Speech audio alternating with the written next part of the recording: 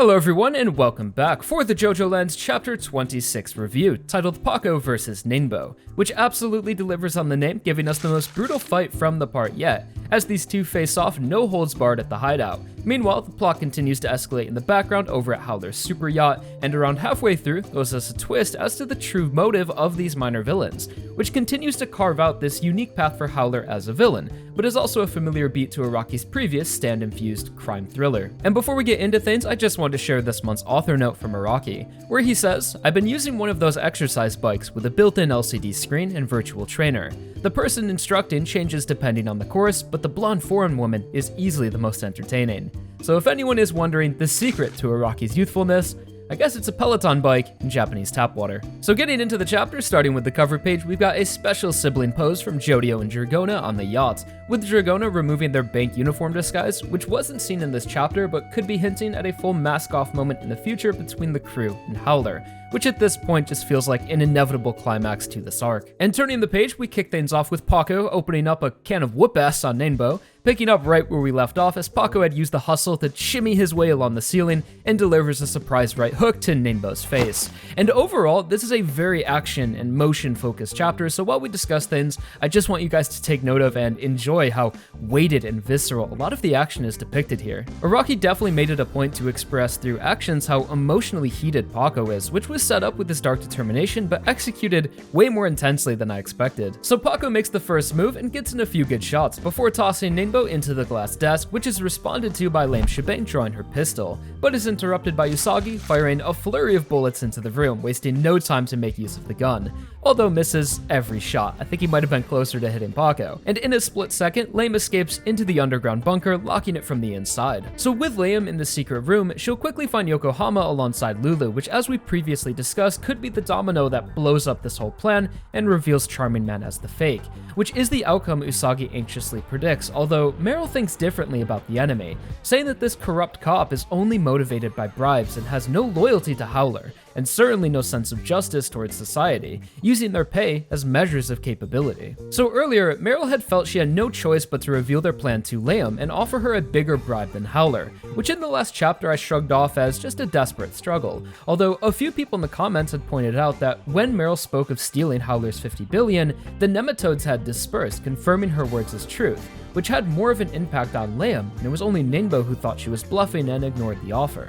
So now in the bunker, we begin to see Liam go against Howler's orders and sets her sights on not whoever's paying the most, but the 50 billion itself. As she uses her stand to interrogate Lulu and gain information about the lava rock Howler asked her to retrieve, when before her only priority was to rescue Lulu. We then switch scenes over to the yacht, which is now completely surrounded by all kinds of personnel boarding the ship. So it's safe to assume these guys aren't just here to put out the fire, but this is the government's move to finally take down Howler with all of their legal orders. As alongside the firemen, we also see military in suits. So the crew, knowing that the lava rock is on their side, we enter the final push and refuse to even negotiate anymore, just staring at Howler until he signs the documents, which pisses him off even more than when they were talking, filling his body with rage and doubt as he lashes out and accuses Key West if it's her behind all of this. Which isn't far off, as a moment later, Key West receives a flirtatious message from lame Shibane, who discusses what she learned from Lulu and the existence of a lava rock that holds connections to Howler's fortune. And we get to see behind the scenes into these two's relationship, how they speak in private, and their trust for one another, as Lame is pretty confident that Key West won't side with Howler. So the lesbian minor villain power couple is a great reveal, and was hinted at a little earlier in the chapter when Lame told Lulu, "No, I don't have a boyfriend, they always lie, best to avoid them." So reminiscent of some of the villain relationships in Golden Wind, Sorbet and Gelato, Squalo and Tiziano, which always adds an extra layer of depth to things when you see the villains fighting for people they care about. Although, let's not forget about what happened to the last gay couple that tried to steal money from their boss. You could say they split up. But for now, Key West and Lame are in a good spot. They have some level of trust with Howler, they're in the inner circle, and are now discovering how to steal the fortune.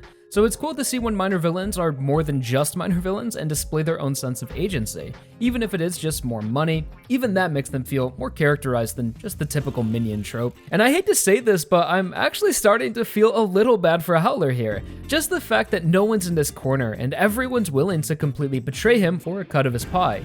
And in this scene, it's like the walls are closing in, which in a strange way makes him feel like the underdog, and I want to see him come out on top from all of this, as at this point it would be the most unexpected and interesting outcome. The game's got him moments away from signing over his land, the feds are knocking on the door with him dead to rights, and now his own lawyer and guards are conspiring against him.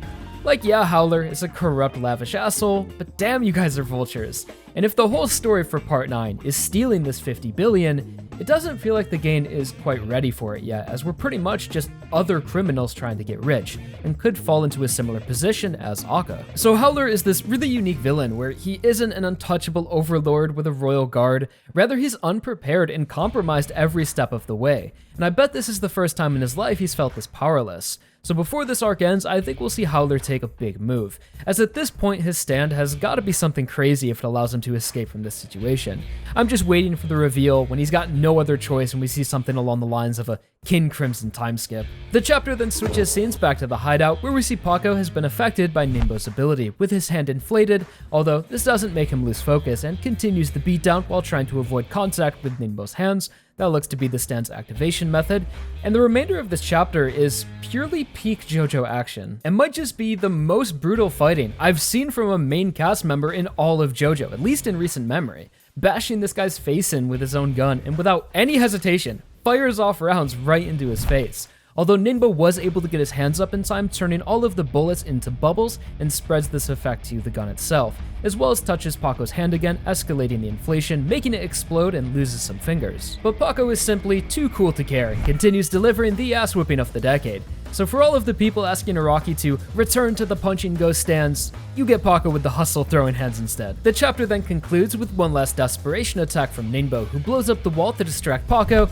and starts to inflate his face. Scary cliffhanger, although I'm not too worried. Ningbo looks like he's on his last leg here, and don't forget we still have Usagi in the room who can help out at any moment. And we've established that we'll be able to reattach their fingers, probably at the hospital or with smooth operators when we all regroup.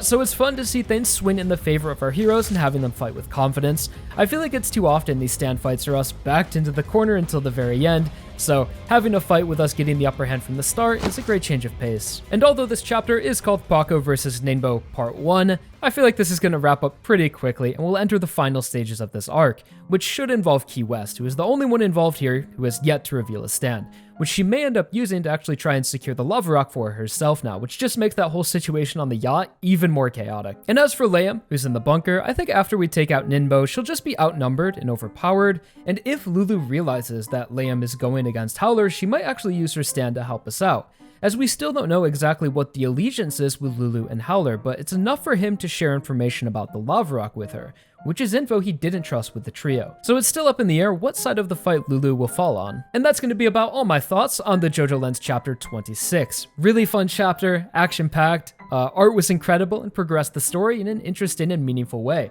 So thank you all so much for watching this review. Please drop a like if you enjoyed, subscribe for more, as there is no hiatus, so we'll be back again this time in July for some more JoJOLands, but I'll talk to you guys a bit sooner in my next video. Alright guys, take it easy. Peace.